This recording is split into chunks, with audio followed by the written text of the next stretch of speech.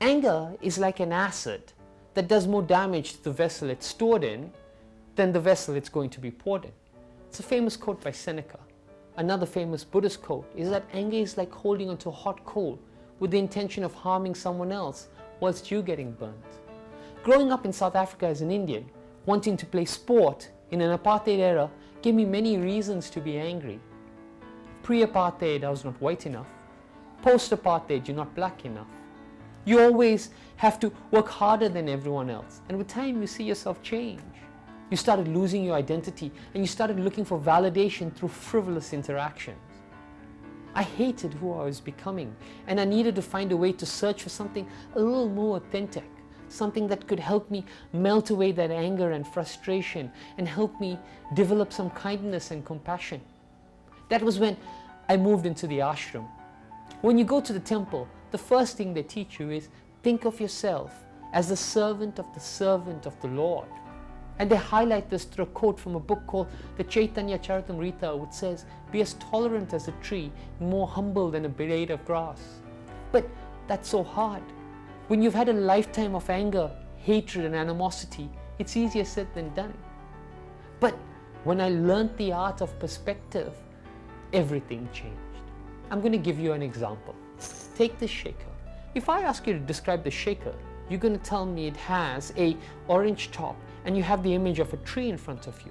It's got a brown handle. Now, if I look at the shaker, I'm going to say, I agree with you, it's got a handle and it's got a bit of an orange bulb on it, but I'm not seeing a tree. I'm seeing a giraffe and I'm seeing an elephant.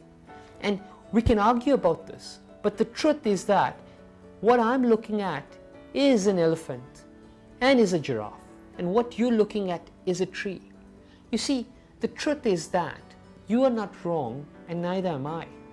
And whilst we may have reasons to fight, we've also got commonalities. It's just that where we're looking at something is completely different.